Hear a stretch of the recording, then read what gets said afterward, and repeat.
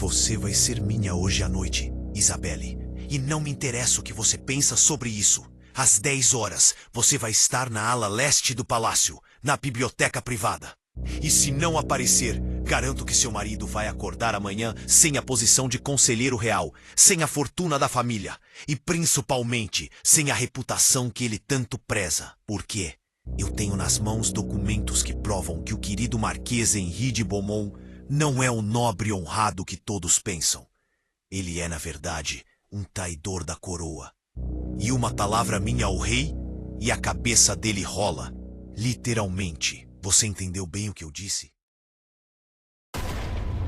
Conde Alexandre de Montclair não piscava enquanto observava o terror se espalhar pelo rosto de Isabelle de Belmonte como tinta derramada sobre seda branca. Eles estavam no corredor isolado da ala norte do Palácio de Versalhes. Era uma tarde fria de dezembro de 1785. A neve começava a cair lá fora, cobrindo os jardins com aquele manto branco enganador que escondia toda a podridão que existia debaixo. Isabelle tinha 29 anos. Era esposa do Marquês Henri de Belmonte há 6 anos e nunca tinha tido filhos, o que já era motivo de fofoca cruel na corte. Ela era conhecida por sua beleza elegante e principalmente por sua inteligência afiada que incomodava muitos homens. Alexandre de Montclair tinha 43 anos. Era conde desde os 20, quando herdou o título após a morte misteriosa do pai. Ele controlava o comércio de vinhos de 3 províncias, tinha a confiança absoluta do rei Luís XVI. Sua palavra podia fazer alguém subir aos céus ou descer direto para o inferno, e ele sabia disso. O sorriso no canto dos lábios dele era a prova viva de que estava adorando cada segundo daquele poder sobre Isabelle. As mãos dela tremiam, segurando a carta que tinha acabado de receber minutos antes, uma carta anônima que a convocava para aquele corredor urgentemente. Agora ela entendia que tinha sido uma armadilha. Conde devia ter mandado a carta. Ela olhava para ele tentando encontrar palavras, tentando encontrar alguma saída naquele labirinto sem portas, mas simplesmente não tinha saída nenhuma. O coração batia tão forte que ela sentia o pulso latejando no pescoço. Pensava no marido Henri, que estava naquele exato momento em reunião com o rei, discutindo reformas econômicas. Henrique confiava nela completamente. Henrique não fazia ideia de que documentos falsos ou verdadeiros estavam nas mãos do conde. E, principalmente, Henrique não fazia a menor ideia de que o conde Alexandre de Montclair tinha uma obsessão doentia por Isabelle há mais de 2 anos, desde a primeira vez que a viu em um baile real. Uma obsessão que tinha crescido como erva daninha venenosa até se tornar aquilo, uma chantagem descarada em pleno palácio real. Isabelle finalmente conseguiu falar. A voz saiu fraca, mas ela tentou manter a dignidade que restava. Por favor, Monsieur le Comte, o senhor não pode fazer isso. Meu marido é inocente de qualquer acusação. Ele serve ao rei com honra há 15 anos. Alexandre deu um passo para mais perto dela, tão perto que Isabelle conseguia sentir o cheiro do vinho caro que ele tinha bebido no almoço, misturado com o perfume francês importado que usava. Ele falou baixo. A voz era suave como veludo, mas as palavras eram afiadas como navalha. Querida Isabelle, seu marido pode ser inocente ou culpado. Isso não importa absolutamente nada. O que importa é que eu tenho documentos com a assinatura dele, documentos que o implicam em negociações com inimigos da França. Você sabe como o rei trata traidores, não sabe. A guilhotina é rápida, mas a desonra é eterna. Sua família seria destruída. Suas 2 irmãs mais novas, que você tanto protege, nunca conseguiriam se casar com ninguém de respeito. Sua mãe viúva perderia a pensão e morreria na miséria. Você entende agora a situação que você está, não entende? Ela entendeu perfeitamente. Estava numa armadilha perfeita, sem saída, sem escolha real, sem ninguém para pedir ajuda. Porque quem acreditaria nela contra um conde poderoso? Quem arriscaria a própria vida para defender a esposa de um marquês contra um dos homens mais influentes de Versalhes? Ninguém, absolutamente ninguém. E Alexandre sabia disso, ele sempre soube. Tinha planejado aquilo durante meses, tinha esperado pacientemente o momento perfeito e agora estava colhendo os frutos podres da sua paciência. Isabelle sentiu as lágrimas queimando atrás dos olhos, mas se recusou a chorar na frente dele. Não ia dar esse prazer ao monstro. Ela respirou fundo e perguntou com a voz mais firme que conseguiu. E se eu for hoje à noite, isso acaba? O senhor destrói os documentos e deixa meu marido em paz. Alexandre riu, uma risada baixa e cruel. Oh, minha querida Isabelle ingênua, você acha mesmo que vai ser só hoje à noite? Não, não, não. Você vai ser minha sempre que eu quiser, por quanto tempo eu quiser, até eu me cansar de você. E aí sim, talvez, apenas talvez, eu destrua os documentos. Mas até lá, você é minha propriedade particular, entendeu? Se você já está sentindo a raiva fervendo, se o coração já está acelerado querendo saber como Isabelle vai escapar dessa armadilha terrível, então deixa aquele like agora, porque você acabou de entrar numa das histórias mais intensas sobre abuso de poder e vingança épica que eu já contei aqui no canal Realeza Perversa. E acredite, isso aqui está apenas começando. A queda do Conde Alexandre vai ser tão devastadora quanto a crueldade dele foi terrível. Então curte aí para que o YouTube mostre esse vídeo para mais pessoas que não têm medo de conhecer o lado mais sombrio do poder absoluto. Mas quem era exatamente o Conde Alexandre de Montclair? Como um homem chegou a esse nível de crueldade calculada e por que ele escolheu Isabelle como vítima da sua obsessão doentia. Para entender o monstro é preciso voltar no tempo e ver como ele foi criado. Alexandre nasceu em 1742 na região de Champagne. Era filho único do Conde Philippe de Montclair e da Condessa Marie-Louise. O pai era um homem violento que batia na mãe regularmente e que ensinou ao filho desde cedo que homens de poder fazem o que querem e ninguém pode impedir. A mãe era frágil e subserviente, morreu quando Alexandre tinha 12 anos. Alguns diziam que foi doença, outros sussurravam que foi suicídio para escapar do marido. Alexandre cresceu vendo poder absoluto sem consequências, vendo violência sem punição, vendo abuso normalizado e aprendeu a lição perfeitamente. Quando o pai morreu de forma misteriosa aos 50 anos, muitos suspeitaram que o próprio Alexandre tinha algo a ver com aquilo.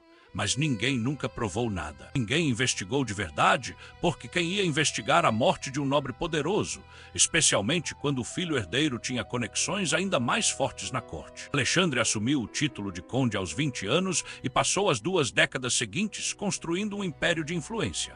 O comércio de vinhos era só a fachada legal. Por trás, ele estava envolvido em contrabando, subornos, chantagens. Tinha informações comprometedoras sobre dezenas de nobres importantes, tinha esquemas financeiros ilegais com banqueiros corruptos, tinha até ligações com o mercado negro de documentos falsos. Documentos exatamente como os que agora usava contra Henri de Belmonte. Mas a verdadeira obsessão de Alexandre não era dinheiro, não era nem poder político, era controle sobre pessoas, especialmente controle sobre mulheres que ele considerava bonitas demais, inteligentes demais, fortes demais. Ele sentia prazer doentio em quebrar pessoas assim, em mostrar que no fim das contas ninguém era forte o suficiente para resistir a ele. Nos últimos 10 anos, tinha destruído pelo menos 5 mulheres da nobreza. Algumas ele chantageava sexualmente e depois abandonava, deixando-as arruinadas psicologicamente. Outras ele simplesmente arruinava socialmente, espalhando mentiras cruéis. Uma até tinha se matado por causa dele, mas isso nunca veio a público porque a família abafou o escândalo com vergonha. Alexandre era intocável. Isso era o que ele acreditava e até agora tinha razão para acreditar. A obsessão por Isabelle começou em um baile real em outubro de 1783, 2 anos antes daquele dia terrível no corredor. Isabelle estava usando um vestido azul safira deslumbrante, o cabelo preso em cachos elegantes, e estava conversando animadamente sobre filosofia política com um grupo de intelectuais. Alexandre observou de longe e ficou furioso. Furioso porque uma mulher estava dominando uma conversa sobre política, furioso porque ela era mais inteligente que a maioria dos homens ali, furioso porque ela era casada com Henri de Belmonte, que por acaso era rival político dele no Conselho Real. Henri defendia reformas que limitariam o poder de nobres como Alexandre, defendia mais direitos para comerciantes e burgueses, defendia transparência financeira da nobreza. Tudo que Alexandre odiava. Então, destruir Henri através da esposa seria vingança política e prazer pessoal ao mesmo tempo, uma combinação perfeita para um psicopata calculista. Alexandre passou 2 anos planejando, 2 anos observando Isabelle de longe como o predador observa a presa, 2 anos descobrindo tudo sobre ela. Ele sabia que Isabelle era a segunda de 3 filhas de um barão falido que tinha morrido, deixando dívidas enormes. Sabia que ela tinha se casado com Henri parcialmente por amor, mas principalmente porque precisava salvar a família da ruína financeira. Sabia que ela sustentava financeiramente a mãe viúva e as 2 irmãs solteiras. Sabia que ela não tinha filhos e sofria com isso. Sabia que era insegura sobre o próprio valor, apesar da inteligência brilhante. Sabia exatamente onde apertar para fazer ela se quebrar. E, finalmente, depois de 2 anos de paciência de cobra, ele conseguiu os documentos perfeitos. Documentos falsificados magistralmente que mostravam Henri supostamente negociando com austríacos informações sobre defesa francesa. Era mentira completa, mas era mentira bem construída o suficiente para enganar qualquer um, até o próprio rei. Isabelle de Belmonte, quem era ela realmente por trás da máscara de esposa perfeita da nobreza? Isabelle nasceu em 1756, era 29 anos mais nova que seu marido Henri. Tinha crescido em uma família de barões de segunda categoria que tentavam desesperadamente manter as aparências, enquanto a fortuna evaporava em dívidas de jogo do pai. Ela era filha do meio, não tão bonita quanto a irmã mais velha, mas muito mais inteligente, não tão mimada quanto a irmã mais nova, mas muito mais responsável. Aprendeu desde cedo a ler pessoas, a entender jogos de poder, a sobreviver em ambientes hostis. Quando o pai morreu, ela tinha 22 anos e entendeu imediatamente que precisava se casar bem ou a família toda ia afundar. Henri de Belmonte apareceu como salvação. Ele era viúvo de 47 anos, gentil e intelectual, sem filhos do primeiro casamento, estava procurando uma esposa jovem e inteligente, não apenas uma boneca decorativa. O casamento não foi por amor apaixonado, mas foi por respeito mútuo e genuína afeição. Henri tratava Isabelle como igual intelectual, algo raríssimo na nobreza francesa. Ele incentivava ela a estudar, a ler filosofia, a ter opiniões políticas, a participar de discussões. Isabelle era grata e realmente gostava do marido, mas a falta de filhos pesava na consciência dela. 6 anos de casamento e nada. Os médicos não sabiam dizer se o problema era dela ou de Henri, mas a sociedade sempre culpava a mulher. Isabelle sentia que estava falhando no único dever que realmente importava para a nobreza, dar um herdeiro. Essa insegurança a corroía por dentro, apesar de Henri sempre dizer que não importava, que a amava do jeito que era. Mas ela sabia que importava sim, importava para a linhagem, importava para o título, importava para todo mundo na corte que cochichava pelas costas dela. Então, quando Alexandre de Montclair a encurralou naquele corredor gelado de Versalhes com chantagem terrível, Isabelle não estava só protegendo o marido, estava protegendo a única coisa boa que tinha conseguido construir na vida. Estava protegendo a mãe viúva que dependia da pensão que Henri pagava. Estava protegendo as irmãs que ainda precisavam se casar bem. Estava protegendo a si mesma de voltar à pobreza e irrelevância. Por isso ela não tinha escolha real, nenhuma escolha. E Alexandre sabia disso perfeitamente, tinha calculado cada variável, tinha criado a armadilha perfeita, ou pelo menos era isso que ele pensava. 10 horas da noite, Isabelle caminhava pelos corredores desertos da ala leste do Palácio de Versalhes, com o coração martelando tão forte que ela tinha certeza que qualquer um ia ouvir. Ela tinha dito a Henri que estava com dor de cabeça e ia se deitar cedo. Ele tinha beijado a testa dela com ternura e desejado melhoras antes de voltar para o escritório onde trabalhava em discursos para o Conselho Real. A mentira tinha saído fácil demais dos lábios dela, e isso a fazia sentir pior ainda, suja por dentro, traidora mesmo sendo a vítima. As mãos tremiam tanto que ela precisou entrelaçar os dedos com força. Usava um vestido simples verde escuro sem muitos enfeites. Tinha tirado as joias caras.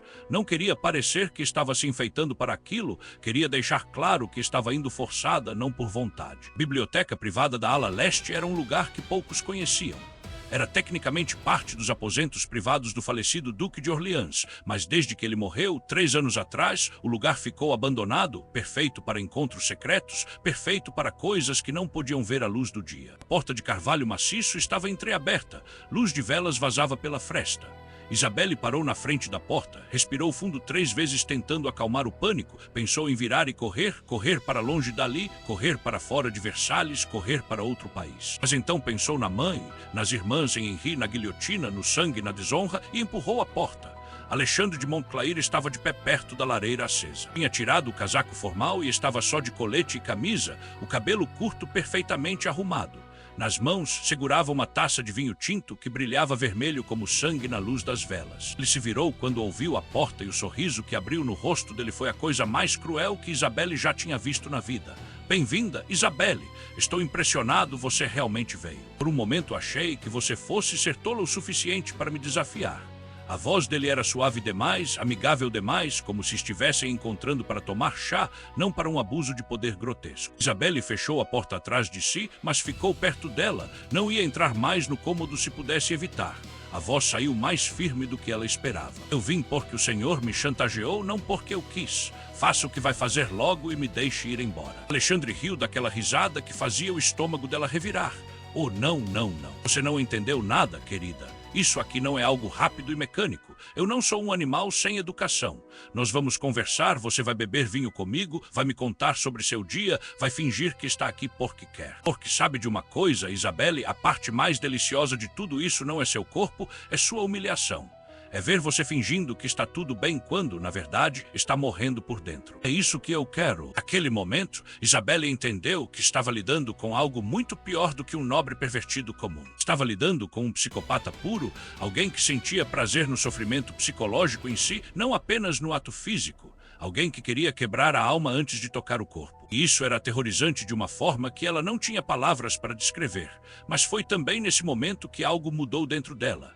Uma fagulha pequena de raiva começou a queimar no fundo do peito, uma raiva fria e calculista, uma raiva que falou baixinho na mente dela. Você vai pagar por isso, seu monstro. Eu não sei como ainda, eu não sei quando, mas eu juro que você vai pagar. Alexandre não percebeu a mudança sutil na expressão dela. Estava ocupado demais servindo vinho em outra taça. Venha, sente aqui na poltrona perto do fogo, vamos conversar como pessoas civilizadas. Ele apontou para uma poltrona de veludo vermelho. Isabelle caminhou até lá com passos lentos, cada passo parecendo caminhar para o próprio túmulo. Sentou na beirada da poltrona, mantendo a postura ereta. Alexandre se sentou na poltrona ao lado, tão perto que os joelhos quase se tocavam.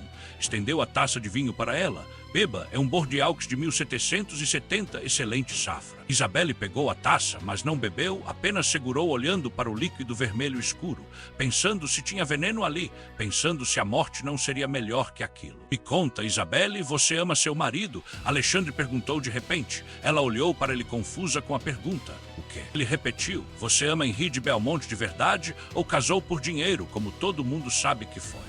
Ela sentiu a raiva aumentar, mas manteve a voz controlada. Eu respeito e tenho afeição por meu marido. Meu casamento não é da sua conta. Alexandre riu de novo. Ah, então foi por dinheiro mesmo. Não precisa ter vergonha, querida. Todas as mulheres da nobreza são prostitutas de luxo. A única diferença é que vocês têm contrato de casamento em vez de encontros na rua. Você se vendeu para Henri, agora está se vendendo para mim.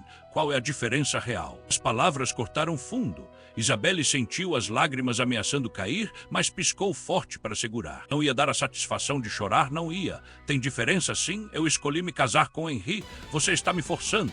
Isso tem nome e se chama estupro, Monsieur le Comte. Não importa quantas taças de vinho você sirva ou quantas conversas civilizadas você tente ter. No fim, você é só um estuprador com título de nobreza. Estuprador é o que Monsieur le Comte é lixo, é nada, é menos que nada. O silêncio que caiu na biblioteca foi pesado como chumbo derretido. Alexandre ficou completamente imóvel, a expressão congelou, os olhos escureceram de uma forma que fez Isabelle perceber que tinha cometido um erro terrível. Ela tinha desafiado ele, tinha ferido o ego dele, e homens como Alexandre de Montclair não aceitavam desafios, especialmente não de mulheres.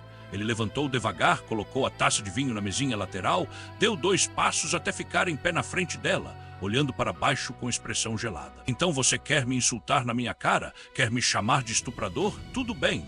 Mas lembra de uma coisa, querida, eu ainda tenho aqueles documentos. E agora, além de destruir seu marido, eu vou destruir você também. Amanhã de manhã, toda Versalhes vai saber que a virtuosa Isabelle de Belmonte é uma adúltera que se encontra com outros homens em bibliotecas secretas à noite. Vou arruinar sua reputação de tal forma que nem Henri vai querer mais você. Você vai ser expulsa da corte em desgraça. Suas irmãs nunca vão conseguir casar. Sua mãe vai morrer de vergonha. Tudo isso porque você não soube ficar calada. Isabelle percebeu rápido demais o erro, tentou voltar atrás. Por favor, perdão, eu não devia ter falado isso, foi o desespero. Por favor, não faça isso com minha família. Mas Alexandre já estava saboreando a vingança. Não, tarde demais, querida. Você cruzou a linha e agora vai pagar, a não ser. Ele fez uma pausa dramática. A não ser que você implore. Quero ver você de joelhos implorando meu perdão. Quero ouvir você dizer que sou seu dono, que vai fazer tudo o que eu mandar sem reclamar nunca mais. Se fizer isso, talvez, apenas talvez, eu reconsidere. E ali, naquela biblioteca iluminada por velas, com o fogo crepitando na lareira e a neve caindo silenciosa do lado de fora, Isabelle de Belmonte tomou a decisão mais difícil da vida dela. Ela ia fazer o que ele mandava, ia se humilhar, ia implorar, porque não tinha escolha.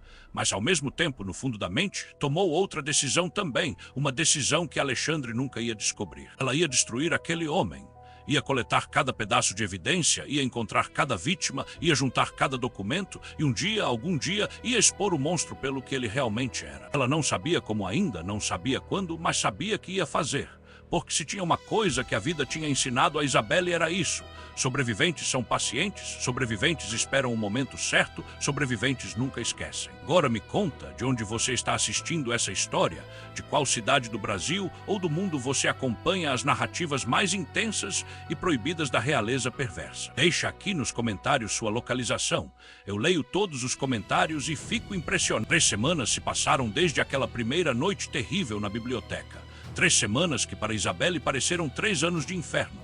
Alexandre convocava ela 3 vezes por semana, sempre à noite, sempre no mesmo lugar, sempre com a mesma tortura psicológica que precedia qualquer coisa física. Ele fazia questão de prolongar o sofrimento, de fazer ela esperar, de fazer ela conversar sobre coisas banais, de fazer ela fingir que estava tudo bem. Cada encontro durava horas e em cada um deles Isabelle morria um pouco por dentro. Mas também em cada um deles ela aprendia algo novo sobre o monstro. Isabelle descobriu que Alexandre não conseguia ficar calado. O ego dele era grande demais, ele precisava se gabar, precisava mostrar como era esperto, como enganava todo mundo, como tinha poder sobre dezenas de pessoas. Isabelle aprendeu rápido a usar isso.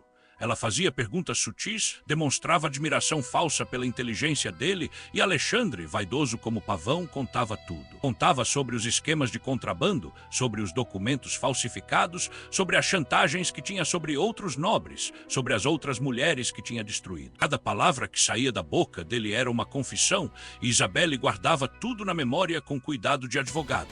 Ela não podia escrever nada imediatamente porque não tinha onde esconder documentos com segurança. Alexandre podia revistar os aposentos dela a qualquer momento usando servos subornados. Então, ela usou uma técnica que tinha lido sobre memorização através de associação. Cada informação importante ela associava com um objeto do quarto. A cômoda era onde guardava mentalmente os nomes das outras vítimas, o espelho era onde guardava os detalhes dos crimes financeiros, a janela era onde guardava as informações sobre os documentos falsos. Ela transformou o próprio quarto em arquivo mental e todas as manhãs, depois de Henri sair para as reuniões, ela passava 1 hora repassando tudo, reforçando as memórias, fazendo conexões. Mas memorizar não era suficiente.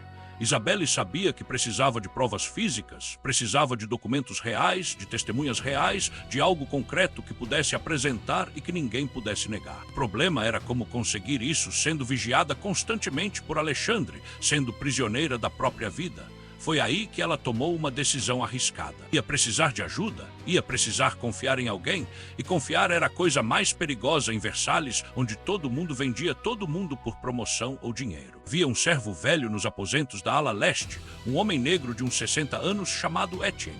Ele tinha sido escravo trazido das colônias do Caribe, mas foi libertado por um nobre francês liberal 20 anos atrás. Etienne era bibliotecário, cuidava dos livros antigos, limpava os cômodos esquecidos. Era praticamente invisível, ninguém prestava atenção nele, ninguém achava que ele importava. Mas Isabelle tinha notado algo importante. Em 3 semanas de encontros forçados na biblioteca privada, ela viu Etienne passar pelo corredor 2 vezes, e nas 2 vezes ele tinha olhado para ela com expressão de profunda tristeza e compreensão. Ele sabia, ou pelo menos suspeitava, do que estava acontecendo, e Isabelle apostou tudo numa carta.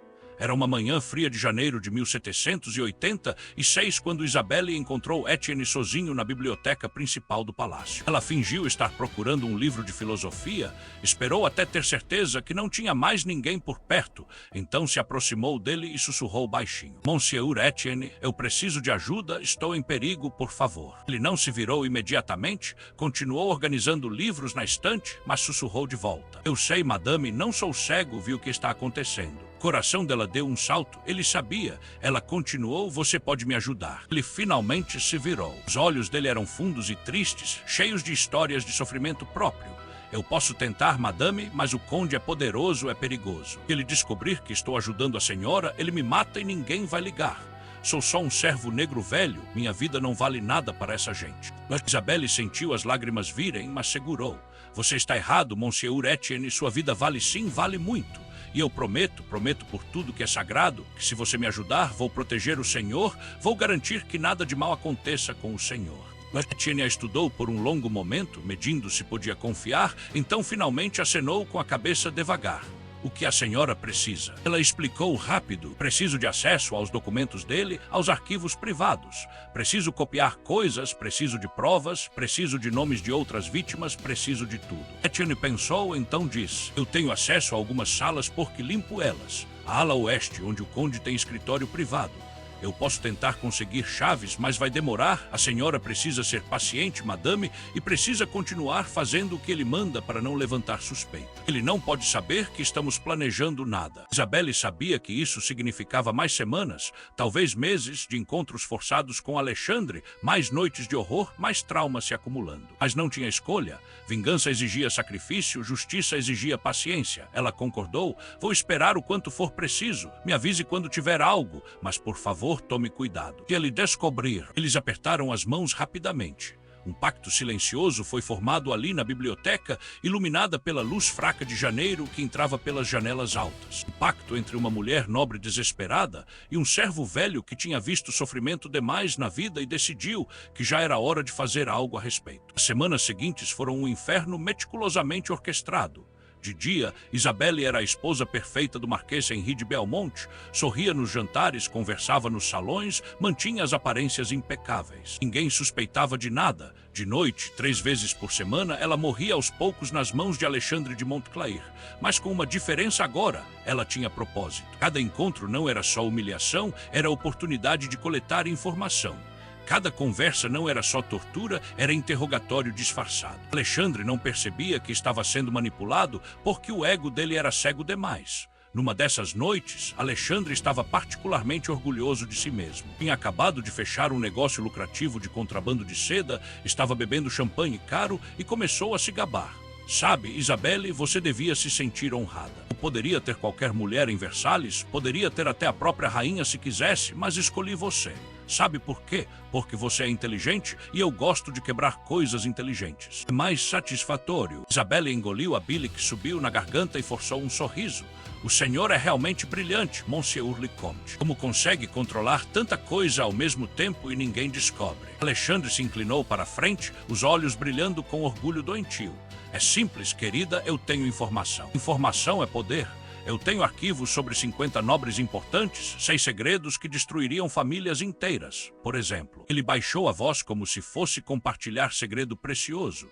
O Duque de Orleans, aquele que morreu 3 anos atrás. Você sabe como ele realmente morreu. Isabelle fingiu curiosidade. Como? Alexandre sorriu. Veneno no vinho? Eu coloquei porque ele descobriu um esquema meu e ameaçou me expor ao rei. Então resolvi o problema permanentemente. Ninguém nunca suspeitou, disseram que foi o coração. Isabelle sentiu o sangue congelar. Ele estava confessando o assassinato de um duque. Isso era evidência que podia enforcar ele 1000 vezes. Ela precisou de todo o autocontrole para não mostrar o choque. Em vez disso, sussurrou, o senhor é realmente poderoso, ninguém pode tocar o senhor. Alexandre riu satisfeito. Exatamente, eu sou intocável, Isabelle. E você é minha porque eu decidi e vai continuar sendo minha até eu me cansar. E quando eu me cansar, talvez eu te descarte, talvez eu te mate também, ainda não decidi, depende de como você se comportar.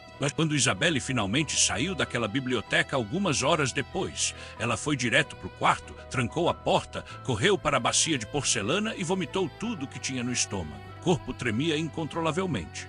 Ela havia olhado nos olhos da morte, tinha ouvido confissão de assassinato, sabia agora que se Alexandre desconfiasse de qualquer coisa, ela estaria morta, morta de verdade, sem chance de defesa. Mas também sabia que tinha na memória evidência crucial. Ele tinha confessado matar o Duque de Orleans, tinha detalhes, tinha modus operandi, tinha motivo. Isso era ouro puro em termos de evidência se ela conseguisse provar. 2 dias depois, Etienne deixou cair discretamente um pequeno pedaço de papel aos pés dela quando ela passava por um corredor. O papel dizia apenas, quinta-feira, meia-noite, biblioteca principal, tenho algo. Ela queimou o papel imediatamente na lareira do quarto. Na quinta-feira, ela disse a Henri que ia visitar uma amiga doente e voltaria tarde. Henri nunca questionava ela, confiava completamente. Mais uma facada de culpa no coração de Isabelle. À meia-noite, ela estava na biblioteca principal. Etienne a esperava com uma pequena caixa de metal. Consegui copiar 3 documentos do escritório dele, madame. Foi muito arriscado, quase me pegaram, estão aqui. Ele abriu a caixa. Dentro tinha 3 papéis cuidadosamente dobrados. Isabelle abriu com mãos trêmulas. O primeiro documento era a carta do Alexandre para um banqueiro suíço discutindo transferência ilegal de fundos da coroa francesa para a conta pessoal dele. O segundo era a lista de nobres que ele estava chantageando com breve descrição dos segredos de cada um. O terceiro era esboço de plano para eliminar um conselheiro real que estava investigando corrupção. Eliminar significava matar, estava escrito ali em tinta preta. Isabelle olhou para Etienne com olhos arregalados. Isso é evidência de crimes gravíssimos. Se apresentarmos ao rei, ele seria executado. Etienne concordou. Sim, madame, mas tem um problema. Esses são cópias, e cópias podem ser contestadas, dizem que são falsificações. Precisamos dos originais, e os originais estão no cofre pessoal dele no escritório. Um cofre que só ele tem a chave. Isabelle pensou rápido, então preciso da chave. Preciso de acesso ao escritório dele quando ele não estiver lá. Como fazemos isso? Etienne hesitou, depois disse, existe um jeito, mas é muito perigoso, madame. Uma vez por mês o conde vai para Paris para reuniões de negócios, fica fora do palácio por 2 dias. A próxima viagem dele é semana que vem. Se a senhora conseguir a chave do cofre, eu posso entrar no escritório e copiar tudo que tem lá. Mas como a senhora vai conseguir a chave, ela fica sempre com ele. Isabelle respirou fundo. A voz saiu dura como aço. Eu dou um jeito, só preciso de uma noite onde eu fique com ele tempo suficiente para pegar a chave sem ele perceber. Mas você está sentindo a angústia de Isabelle neste momento? A sensação de estar caminhando numa corda bamba sobre abismo sem fundo, onde qualquer erro significa morte. Então me diz nos comentários, se você estivesse no lugar dela, você continuaria arriscando tudo para conseguir justiça ou desistiria para se proteger? Não há julgamento aqui, porque quando você está sendo esmagada por poder absoluto, sobrevivência vem antes de tudo.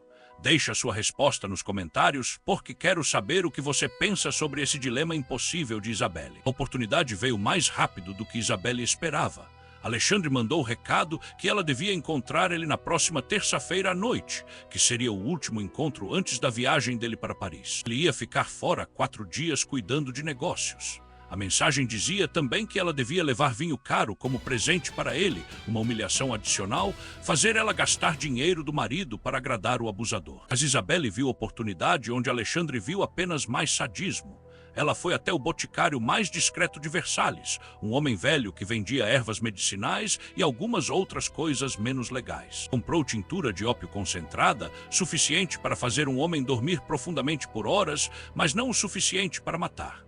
Ela sabia a dose exata porque tinha estudado medicina secreta anos atrás, lendo livros proibidos que Henri deixava na biblioteca dele. Alexandre nunca ia imaginar que a esposa refinada de um marquês sabia sobre venenos e drogas, mas Isabelle sabia muita coisa que ninguém imaginava. Na terça-noite, Isabelle chegou na biblioteca privada carregando uma garrafa de vinho Bordeaux caríssimo. Alexandre estava esperando, sorrindo aquele sorriso de predador. A querida Isabelle, sempre tão obediente, trouxe presente para mim que é adorável. Vamos abrir e beber juntos, será nossa pequena celebração antes de eu viajar. Ela forçou o sorriso e disse, na verdade, Monsieur le Comte, esse vinho é muito especial, é de 1770, ano excepcional. Devíamos deixar ele respirar um pouco antes de beber. Deixa-eu servir o senhor primeiro enquanto preparo. Alexandre concordou, estava de bom humor. Isabelle serviu uma taça grande de vinho normal que já estava na biblioteca, ele bebeu de um gole só. Enquanto ela fingia ajustar a garrafa nova, abrir cuidadosamente, deixar no decanter. Quando ele não estava olhando diretamente, ela derramou a tintura de ópio na segunda garrafa, misturou bem. O líquido escuro escondia qualquer mudança de cor, então serviu taça generosa para ele. Aqui, Monsieur le Comte, experimente esse, é realmente excepcional. Alexandre bebeu, fez som de aprovação. Realmente bom, Isabelle, você está aprendendo a me agradar, sirva mais. Ela serviu mais e mais e mais. Alexandre bebia sem suspeitar de nada, afinal, porque suspeitaria? Isabelle era vítima completamente quebrada dele, completamente sob controle, ou era isso que ele pensava? Depois da quarta taça, Alexandre começou a falar enrolado, os olhos ficaram pesados. Que estranho, me sinto tão cansado de repente. Talvez o dia tenha sido longo demais. Ele tentou se levantar da poltrona, mas cambaleou. Isabelle, o que está acontecendo? A voz dele tinha medo pela primeira vez, medo real. Isabelle se levantou, manteve distância segura. A voz saiu fria como gelo de inverno. O que está acontecendo, Monsieur le Comte, é que você está sendo envenenado. Não o suficiente para matar, não se preocupe. Seu coração miserável vai continuar batendo, mas o suficiente para te fazer dormir por horas. Enquanto você dorme, eu vou pegar a chave do seu cofre, vou copiar cada documento comprometedor, vou juntar cada evidência dos seus crimes e vou destruir você pedaço por pedaço até não sobrar nada do seu poder. Alexandre tentou gritar, mas mal conseguia manter os olhos abertos. Tentou caminhar até a porta, mas as pernas não obedeciam. Caiu de joelhos, depois de cara no tapete persa. A última coisa que viu antes de desmaiar completamente foi Isabelle de pé sobre ele, olhando para baixo sem nenhuma piedade nos olhos. Ela sussurrou. Você acha que era o único que sabia jogar sujo, Monsieur le Comte? Você me subestimou, erro fatal. Assim que confirmou que ele estava totalmente inconsciente, Isabelle agiu rápido. Revistou os bolsos do casaco dele pendurado na cadeira, encontrou o molho de chaves, examinou cada uma tentando identificar qual seria do cofre. Via uma chave pequena e dourada que parecia diferente das outras, provavelmente essa. Pegou também alguns papéis que estavam no bolso interno. Eram cartas. Colocou tudo dentro do vestido. Não tinha muito tempo. A dose de ópio que deu ia manter ele inconsciente por umas 5 horas. Precisava avisar Etienne imediatamente. Saiu da biblioteca, trancou a porta por fora para garantir que ninguém ia entrar e encontrar Alexandre desmaiado. Correu pelos corredores vazios até a ala onde ficavam os aposentos dos servos. Bateu na porta de Etienne. Ele abriu assustado. Madame, o quê? Ela empurrou as chaves na mão dele. Consegui, ele está desmaiado, temos 5 horas, talvez 6. Você sabe qual é o escritório dele. Etienne arregalou os olhos, mas não perdeu tempo. Sei sim, madame, vou agora. A senhora volta para o seu quarto e finge que não sabe de nada. Se alguém perguntar, a senhora estava dormindo a noite toda. Isabelle correu de volta para os aposentos dela. E ainda estava trabalhando no escritório dele, não percebeu ela entrar. Ela se trancou no quarto, jogou água fria no rosto, trocou de roupa rapidamente, escondeu as cartas que pegou de Alexandre num espaço oco atrás de uma tábua solta do guarda-roupa, depois deitou na cama totalmente vestida, tentando acalmar o coração que batia como tambor de guerra. Tinha realmente feito, tinha virado o jogo contra Alexandre. Mas também sabia que se algo desse errado, se Etienne fosse pego, se Alexandre acordasse cedo, se alguém descobrisse o que tinham feito, ela estaria morta até o amanhecer. As 5 horas seguintes foram as mais longas da vida de Isabelle. Ela não conseguiu dormir um minuto sequer, ficou deitada na escuridão do quarto, ouvindo cada som, cada rangido do palácio, cada passo no corredor, esperando bater na porta, esperando gritos de prisão, esperando Alexandre arrombando a porta para matá-la. Mas nada aconteceu, o silêncio continuou, as horas passaram. Quando os primeiros raios de sol começaram a entrar pela janela, Isabelle ouviu batida leve na porta, abriu com cuidado, era uma criada jovem, trazia nota pequena. A nota era de Etienne e dizia apenas: consegui tudo, voltei as chaves para o lugar, ele nunca vai saber, documentos estão... Alexandre de Montclair acordou na biblioteca privada com a pior dor de cabeça da vida dele. Demorou alguns segundos para entender onde estava, ainda no chão, frio, com gosto horrível na boca. A luz do dia entrava pelas janelas. Que horas eram? O que tinha acontecido? Ele tentou lembrar da noite anterior. Isabelle, vinho, conversa e depois nada, vazio completo. Tinha desmaiado, mas por quê? Tinha bebido vinho demais? Não, ele sempre aguentava muito mais que aquilo. Algo estava errado. Ele se levantou com dificuldade, o corpo todo doía. Conferiu os bolsos, carteira estava lá, papéis estavam lá, chaves estavam lá, tudo no lugar. Checou o resto da biblioteca, nada faltando. Talvez realmente tivesse sido só cansaço extremo, talvez a combinação de vinho e exaustão. Ele decidiu não pensar muito sobre isso. Tinha viagem para Paris naquela tarde, negócios importantes. Isabelle provavelmente tinha ido embora quando viu ele desmaiar, mulher covarde, mas não importava, voltaria em 4 dias e acertaria as contas com ela. O que Alexandre não sabia é que naqueles 4 dias em Paris, a conspiração contra ele estava crescendo como fogo em floresta seca. Isabelle se reuniu com Etienne 3 vezes, analisaram todos os documentos copiados do cofre. Eram dezenas de páginas, cartas incriminadoras, contratos ilegais, listas de vítimas, descrições de crimes, esquemas financeiros complexos. Era evidência suficiente para enforcar Alexandre 10 vezes. Mas ainda tinha um problema enorme, como apresentar essas evidências sem admitir que tinham roubado elas. Roubo era crime também, mesmo que fosse roubar evidências de criminoso. Foi Etienne quem sugeriu a solução. Madame, a senhora precisa de alguém com poder suficiente para investigar oficialmente. Alguém que tenha autoridade para revistar o escritório dele e achar os originais de forma legal. Alguém que odeie o conde o suficiente para querer destruí-lo. Isabelle pensou, então disse: o duque de Chartres, ele sempre odiou Alexandre, há anos competem por influência com o rei. Se eu der as cópias para ele, ele pode usar como justificativa para pedir investigação oficial ao rei. Mas tinha outro problema. Isabelle não podia simplesmente aparecer na casa do duque de Chartres e entregar documentos roubados. Precisava de intermediário, de alguém que o duque confiasse. Foi aí que ela pensou em Henri, seu próprio marido. Henri era respeitado, era conselheiro real, tinha acesso a todos os nobres importantes. Se Isabelle contasse tudo para Henri, se mostrasse as evidências, Henri podia levar ao duque de Chartres, podia iniciar investigação oficial. Mas contar para Henri significava confessar tudo, significava admitir os encontros forçados com Alexandre, significava quebrar o coração do homem que confiava nela. Isabelle lutou com essa decisão durante 2 dias, chorou sozinha no quarto, rezou pedindo orientação, pesou as opções 1000 vezes. No final, decidiu que justiça era mais importante que orgulho pessoal, que expor o monstro era mais importante que proteger segredos, que salvar futuras vítimas era mais importante que sua própria reputação. Ela ia contar para Henri, ia arriscar o casamento, ia arriscar tudo, porque era a coisa certa a fazer. Na noite antes de Alexandre voltar de Paris, Isabelle pediu para Henri jantar a sós com ela nos aposentos privados, sem servos, sem testemunhas. Henri concordou achando que seria momento romântico. Quando terminaram de jantar, Isabelle dispensou os servos, trancou a porta, voltou para a mesa onde Henri a observava curioso. Querida, o que está acontecendo? Você parece tensa. Ela respirou fundo, as mãos tremiam. Henri, preciso te contar algo terrível, algo que vai mudar tudo entre nós, mas preciso que você ouça até o final antes de reagir, por favor. Henri ficou sério imediatamente. Pode falar, Isabelle, estou ouvindo. Ela começou do início. Contou sobre a chantagem, sobre os documentos falsos que Alexandre tinha contra Henri, sobre as ameaças, sobre os encontros forçados nas últimas semanas. Cada palavra era uma faca no próprio coração. Ela via a expressão de Henri mudando, choque, raiva, dor, descrença. Ele tentou interromper várias vezes, mas ela pediu que esperasse. Continuou contando, falou sobre Etienne, sobre o plano de drogar Alexandre, sobre roubar as chaves, sobre copiar os documentos. Quando terminou, estava chorando abertamente. Me perdoa, Henri, me perdoa por não ter contado antes. Me perdoa por ter mentido todas essas semanas. Eu só queria proteger você, proteger nossa família. Mas o silêncio que seguiu foi o mais longo e doloroso da vida de Isabelle.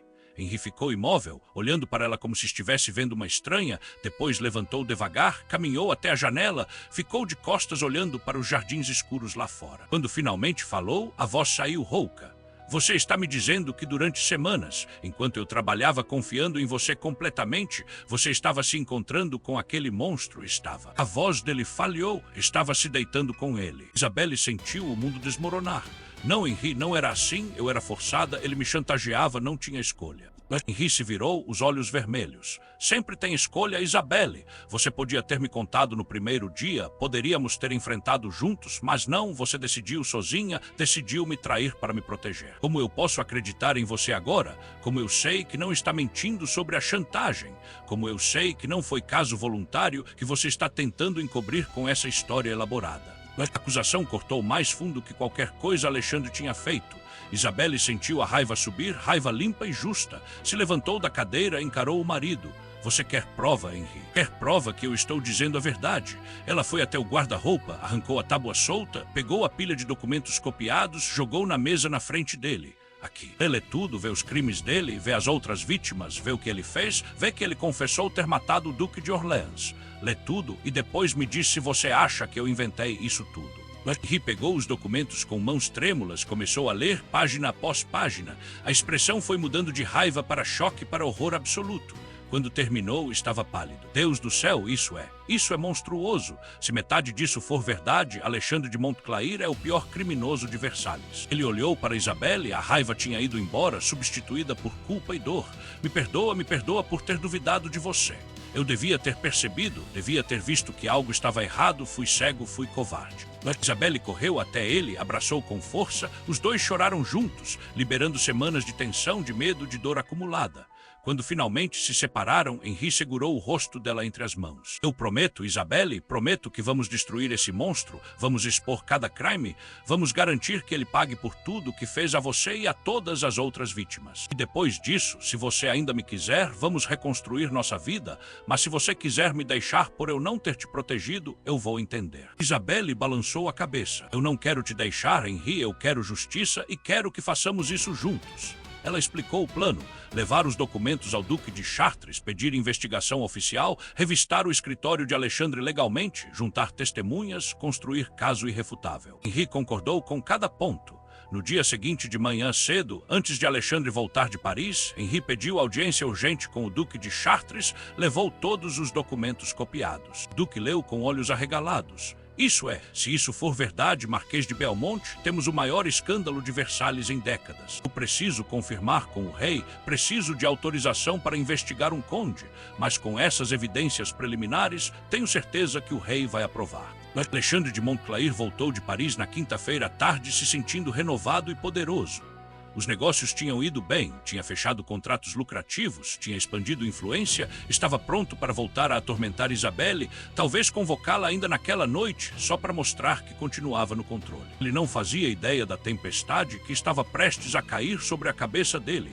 Não fazia ideia que, enquanto estava em Paris fazendo negócios, seu mundo estava sendo desmontado peça por peça. À sexta de manhã, Alexandre acordou com batidas fortes na porta dos aposentos dele. Abriu irritado, eram guardas reais, 10 deles armados. O capitão da guarda tinha expressão séria. Conde Alexandre de Montclair, em nome do rei Luís XVI, o senhor está preso sob suspeita de traição, corrupção, assassinato e diversos outros crimes contra a coroa. O senhor tem direito de permanecer em silêncio. Tudo o que disser pode ser usado contra o senhor no julgamento. Por favor, nos acompanhe sem resistência. Alexandre ficou paralisado. Isso é absurdo, absurdo. Eu sou conde conselheiro do rei. Vocês não podem simplesmente me prender sem provas. O capitão não se abalou. Temos provas, Monsieur le Comte, muitas provas, documentos, testemunhas, ordens diretas do rei. Agora, por favor, o senhor vem por bem ou por mal. Alexandre olhou em volta, viu os guardas com mãos nos cabos das espadas, percebeu que resistir seria inútil. Sua mente corria tentando entender quem tinha descoberto como quem tinha traído ele. Ele seguiu os guardas, descendo as escadas do palácio, atravessando corredores enquanto nobres e servos paravam para observar. Os sussurros começavam. Olha, é o conde de Montclair, estão prendendo ele. O que ele fez? Eu sempre soube que tinha algo errado com aquele homem. Levaram Alexandre para uma sala de interrogatório no prédio administrativo do palácio. Lá dentro estava o Duque de Chartres e, para choque absoluto de Alexandre, também estava o Marquês Henri de Belmonte. Henri o encarava com ódio puro nos olhos. Alexandre sentiu o estômago cair. Henri sabia, mas como? Isabelle tinha contado, aquela vadia tinha contado. Ele tentou manter a compostura. Monsieur le Duc, Monsieur le Marquis, obviamente há um mal-entendido terrível aqui. Eu sou leal à coroa, sempre fui, seja lá o que disseram sobre mim é mentira. O Duque de Chartres jogou uma pilha de papéis na mesa. Esses são documentos do seu cofre pessoal, Monsieur le Comte, obtidos através de busca legal, autorizada pelo rei ontem à tarde enquanto o senhor estava viajando. Temos aqui evidência de contrabando, suborno, chantagem, conspiração e o Duque fez pausa dramática. Confissão escrita de envenenamento do falecido Duque de Orleans. O senhor tem algo a dizer em sua defesa. Alexandre sentiu o mundo girar. Tinham invadido o escritório dele, tinham aberto o cofre, tinham pego os originais. Mas como sabiam onde procurar? Alguém tinha dado dica, alguém tinha acesso às cópias primeiro. Ele olhou para Henri e entendeu, foi ela, foi Isabelle. Aquela cadela tinha planejado tudo, tinha fingido submissão, tinha roubado as chaves, tinha copiado tudo, tinha virado o jogo. Alexandre sentiu algo que nunca tinha sentido antes na vida. Medo real, medo de perder tudo, medo de morrer. Ele tentou uma última cartada. Vocês não entendem? Sim, eu fiz alguns negócios questionáveis, mas qual nobre não fez? Sim, eu tenho informações sobre pessoas, mas isso é política normal. Quanto ao Duque de Orleans, isso é ridículo, eu jamais. Henri não aguentou mais, se levantou da cadeira, gritou: "Cala a boca, seu monstro! Você não só cometeu crimes contra a coroa, você abusou da minha esposa, chantageou ela, forçou ela durante semanas, você é escória, não merece o título de nobre, não merece ser chamado de homem, você é lixo, lixo." Alexandre arregalou os olhos. Então era isso, Henri sabia sobre Isabelle e ela tinha contado tudo. Alexandre tentou rir, mas saiu como tosse seca. Ah, então é isso? O Marquês está com ciúmes porque dividia a cama com a mulher dele. Sua esposa não reclamou muito, Marquês. Na verdade, ela parecia gostar bastante das nossas noites juntos. Talvez você não estivesse satisfazendo ela direito em casa, eu simplesmente preenchi a lacuna. O soco veio tão rápido que ninguém conseguiu impedir. Henri acertou o rosto de Alexandre com força total, quebrando o nariz dele. Sangue jorrou. Alexandre caiu da cadeira. Os guardas seguraram Henri, que gritava.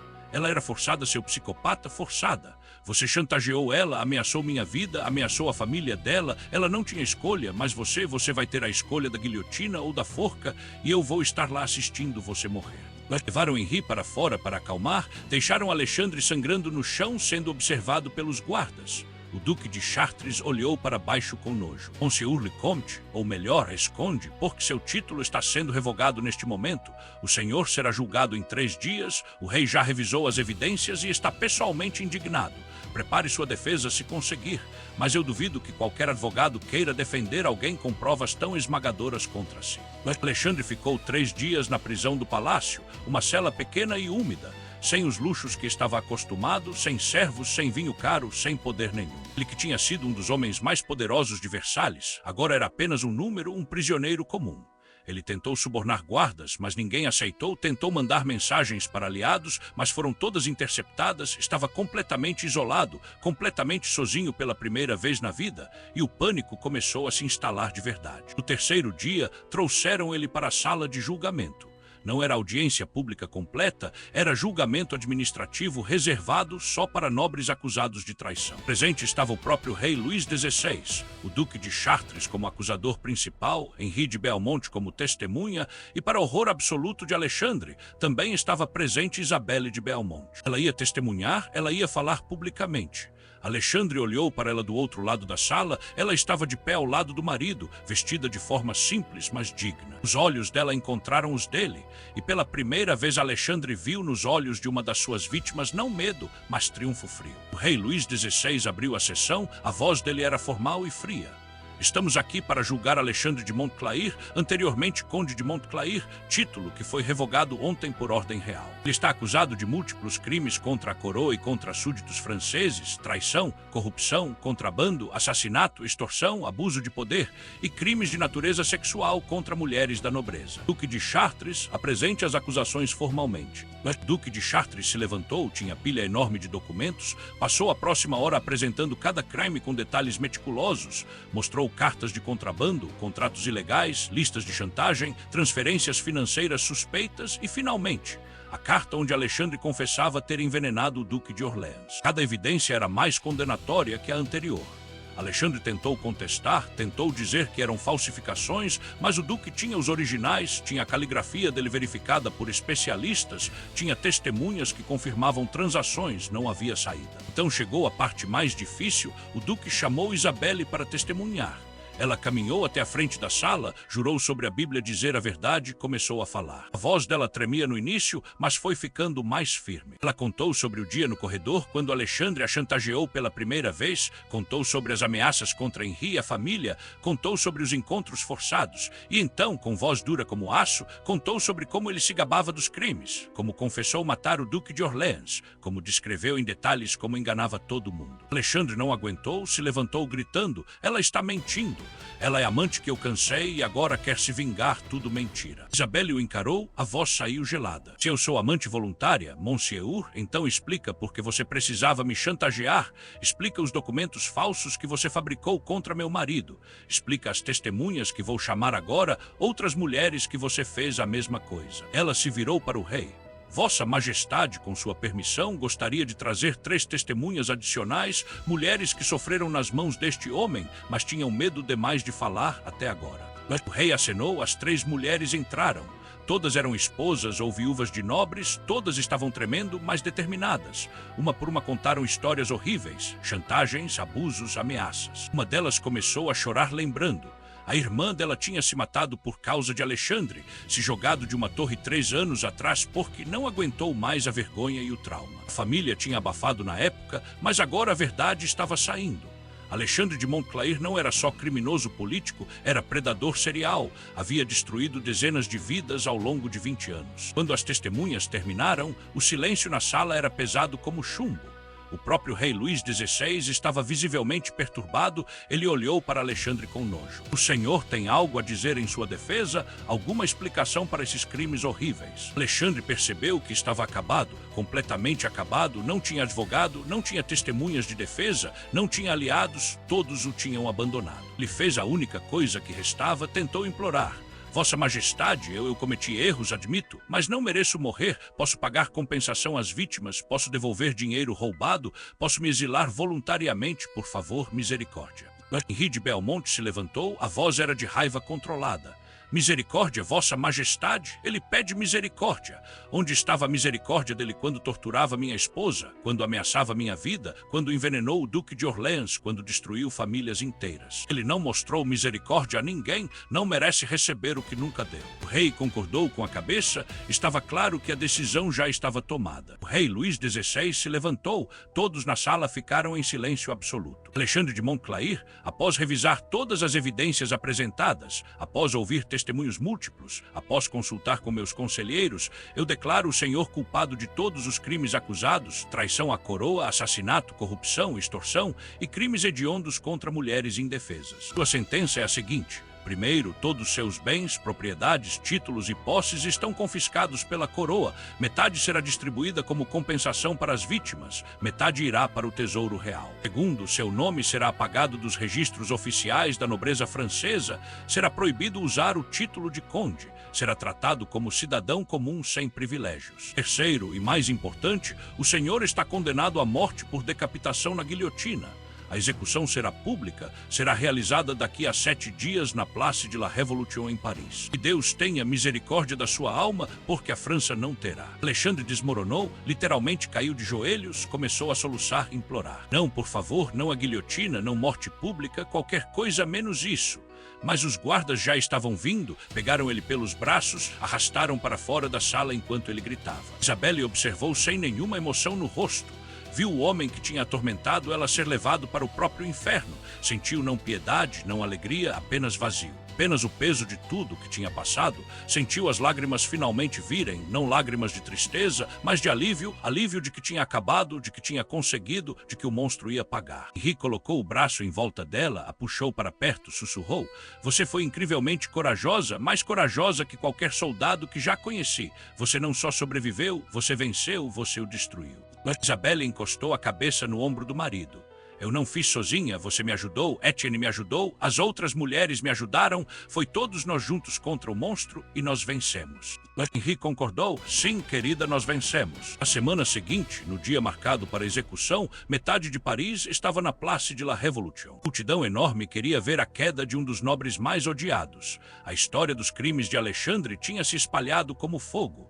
Jornais tinham publicado detalhes, panfletos circulavam com ilustrações dos abusos, o povo estava sedento por justiça. Quando trouxeram Alexandre na carroça de prisioneiros, a multidão vaiou, jogou legumes podres, gritou insulto. 6 meses depois, primavera de 1786, os jardins de Versalhes estavam floridos e vibrantes.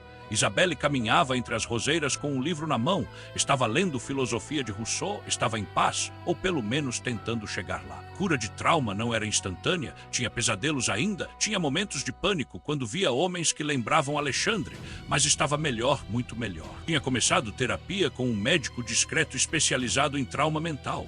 Henri pagava tudo, apoiava ela em cada passo. O casamento deles tinha mudado, tinha se aprofundado. Henri nunca mais a tratou apenas como esposa decorativa, tratava como parceira igual, sobrevivente de guerra, heroína que tinha salvado não só a família deles, mas outras famílias também. A compensação financeira que Isabelle recebeu da confiscação dos bens de Alexandre, ela dividiu com as outras vítimas. Criou fundo secreto para ajudar mulheres em situações de abuso. Trabalhava com advogados progressistas para tentar criar leis de proteção. Era trabalho silencioso porque a sociedade ainda não estava pronta para falar abertamente sobre essas coisas, mas era trabalho importante. Etienne tinha recebido liberdade completa e pensão vitalícia da coroa como recompensa por sua ajuda crucial na investigação. Ele agora morava numa casa pequena, mas confortável em Paris, visitava Isabelle uma vez por mês, tomavam chá juntos, falavam sobre livros, sobre justiça, sobre esperança. Ele sempre dizia: Madame, a senhora me ensinou que coragem não é não ter medo, coragem é ter medo e fazer a coisa certa mesmo assim. A senhora salvou muitas vidas, nunca esqueça disso. As outras 3 mulheres que testemunharam também estavam reconstruindo as vidas. 2 tinham se tornado amigas próximas de Isabelle, formaram um grupo de apoio informal, se encontravam regularmente para conversar, para chorar juntas quando precisavam, para rir também, para lembrar que eram sobreviventes, não vítimas, que tinham vencido. Uma delas até publicou carta anônima em jornal de Paris contando a história sem nomear ninguém. A carta viralizou, gerou debates sobre abuso de poder na nobreza, plantou sementes de mudança que iam florescer nos anos seguintes durante a Revolução Francesa. Quanto à família de Isabelle, a mãe e as irmãs nunca souberam os detalhes completos do que tinha acontecido. Isabelle contou versão editada, disse que tinha ajudado Henri a expor criminoso corrupto, não mencionou a parte pessoal, não precisavam saber, não precisavam carregar aquele peso também. As 2 irmãs conseguiram se casar bem, a mais velha com um barão gentil, a mais nova com um comerciante rico e progressista. A mãe estava feliz vendo as filhas estabelecidas e seguras. Henri e Isabelle nunca tiveram filhos biológicos.